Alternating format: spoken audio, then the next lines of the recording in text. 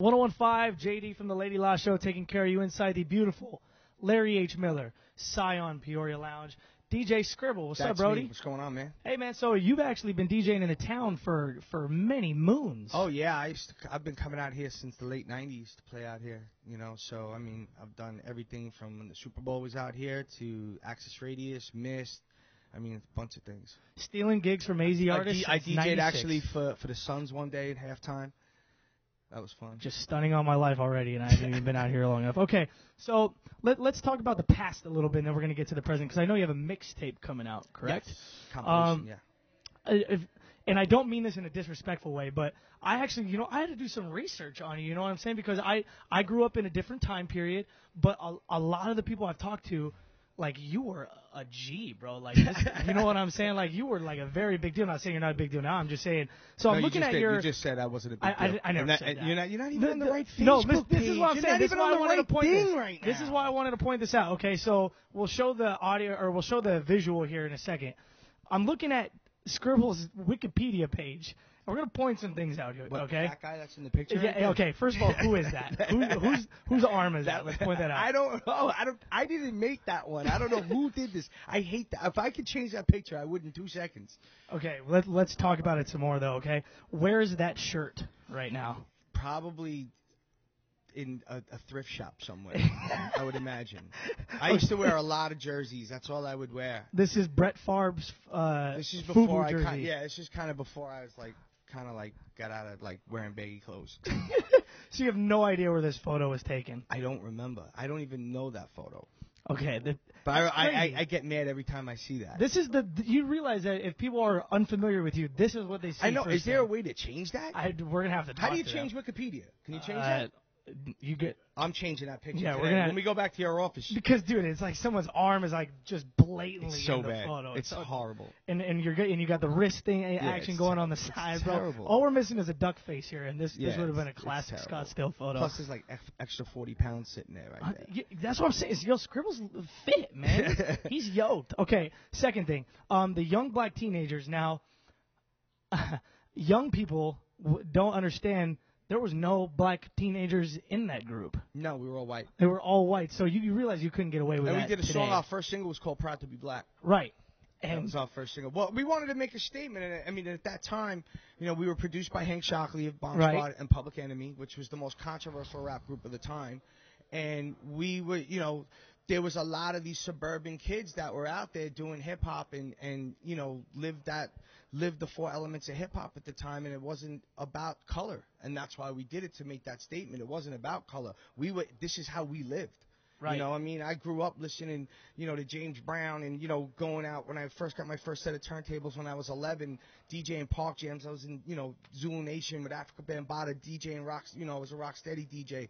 So I came from a whole, different world than what happens now. It was not many of us were doing it back then. So how do you think something like this were to fare these days? I mean, if all of this was going on and we had all the social media that we had, I'd probably be a multi-gazillionaire with my mansion and my yacht. Absolutely. But it was a different time. I mean, then now you press a button, you're global. Then, when we used to walk up to school barefoot in the snow and, all that stuff, and we didn't have cars, we would, you'd have to get that CD or tape or whatever it was, and mail it to the person you wanted to hear it. And Tap the Bottle was actually the joint, though. Yeah. Because that record took us around the world for like 5 years. And that's incredible. That's pretty spectacular. Okay. And I wanted to ask you, because this was actually on my mind immediately, because you used to be a MTV jock. Yeah. Used to do a bunch of stuff with them. So, okay, Carmen Electra, Jesse McCarthy. Worked with all of them. You worked with them. Did you get a chance to work with them? Spectacular. That's great. Okay, who was better, Electra or McCarthy? I have my conquest, and they'll stay that way in my brain. But my life did not suck. You realize you could drop a video and become a gajillionaire? Yeah, right I would now. never do that.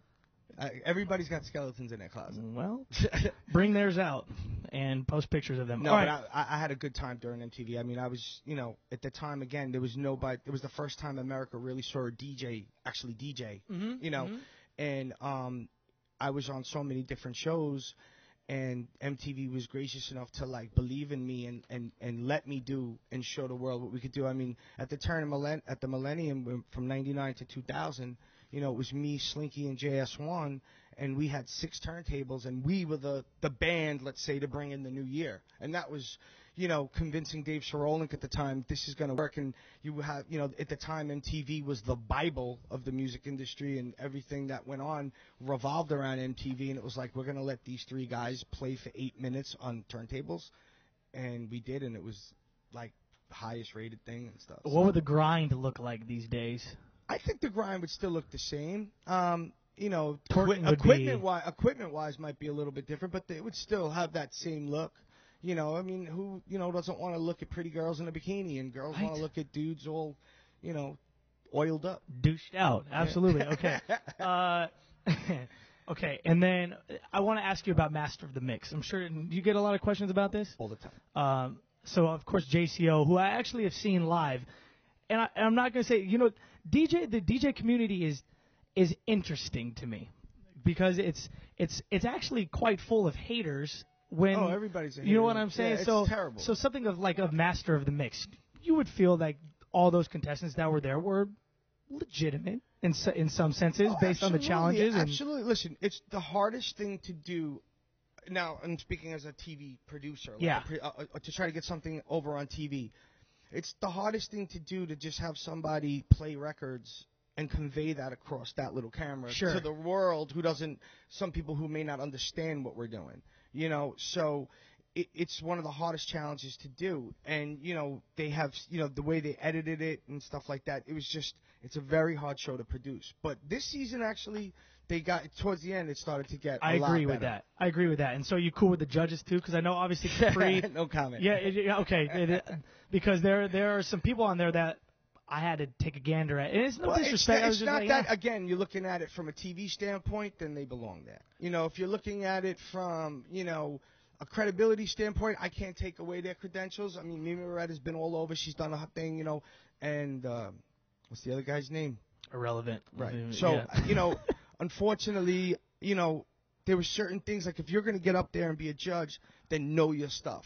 Yes. And there were certain things that were said that I just didn't agree with, and certain things that weren't known musically. Well, you got elaborate on that because people don't like someone from the outside looking in would not know what you're talking about. Well, I mean, it was like, I think it was like the first show, and I'm not bashing it. It's just know your history and know your music. Like there was a record that was played, and it was called the Jazz Sample, and it was, you know, hot music from Soho House, which was one of the biggest New York club records that ever came out at the time.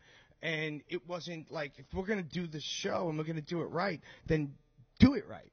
Get it. Entertain your audience, entertain everybody on television, but just be, you know, credible. Like, you know, have the facts. Sure. And again, they started to, it's like anything else. It's new. It's, you know, they're still babies, so it's gonna keep expanding and keep getting better. So you're cool with how DJing is these days, with the creativity more taking over rather than the skill?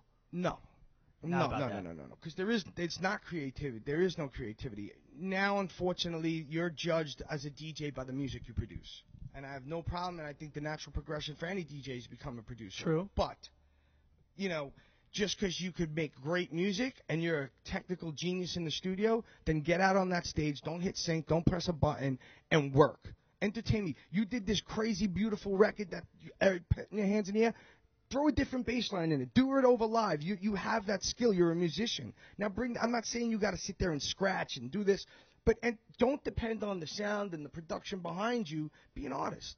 Right. You know what I mean? We did raves too, and which are now festivals, and we didn't have things. You know, some things obviously you got to sync because there's, you know, what kids don't understand and the younger kids don't. There's production, and you have fireworks, and things need to be synced to that. Mm-hmm. So some stuff has to be pre-recorded, no doubt. There's nothing you can do about it. Yeah. Or things won't fire right, and it'll be off.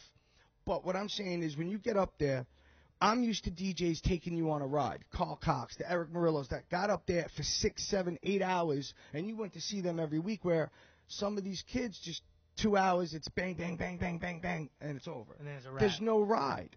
You know, to me, you know, but I'm not the old bitter man. You got to evolve with the times. This is the way it's going. So okay, I accept it. What I again, going back to some of the younger kids coming into this, know your history. Learn where this came from. Learn what we did and what it took to get here. And just because you have a laptop and you were able to download a library doesn't mean you can go out the next day and be a DJ and rock a party. Right. There's a lot more to it.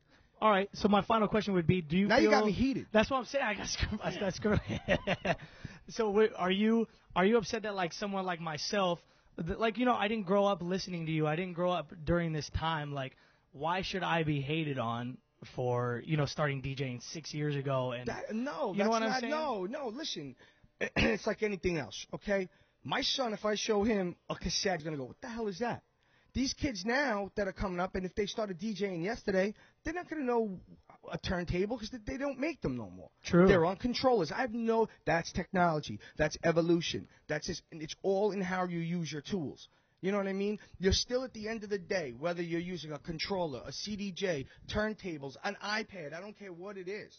It's still what you're doing with the music that you have in that library and how you're conveying that to take those people that paid their money to come and see you and take them on a ride and make them leave happy. Right. Yes, I could play my own records and I could do this and I'm going to get that pop. But I'm the kind of guy that wants to play something different that when they leave, yo, what was that record he played with? And how did he do that? And no, I never heard it done like that. And this and that. And yo, did you see when he started playing the drums? And did you see when he did that? I don't want to just see. And, and that's where I have the problem. But this is the way it is. And I am not taking anything away from any of these guys because they got their hustle. They're making their money. And the money today is it's insane compared to what we were getting. Right. And I still make great money. But it's like, they're getting paid based on their music. Let's face it. Record sales are down. Everything's down. When this new iTunes comes out, nobody's going to be really downloading anymore. Everything's going towards streaming. Everything's a stream. Nobody wants to keep space on, fill up their devices, whether it's a phone, iPad, because we don't have enough space and we want more and more and more and more content. So everything's going streaming. So, I mean, it's just you got to just stick with the technology, and I respect it. What I don't like is when you're not utilizing that technology to what it could really do for you. Yeah. Instead of just going out there and depending on big sound, big lights, and, pressing a button, like work. Right. Drop an acapella over it, in key.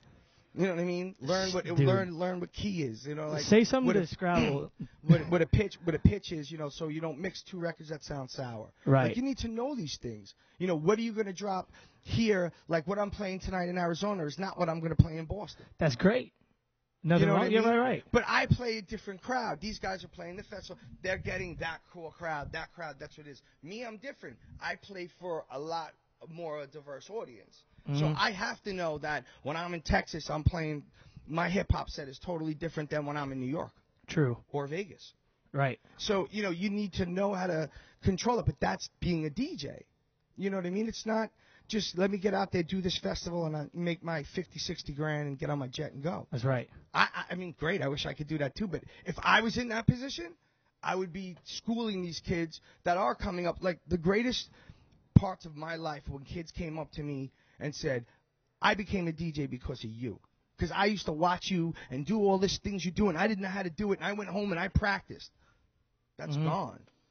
You have to excuse us. Me and Skribble are out to lunch right now. This is not even happening. But that's some real ish, though.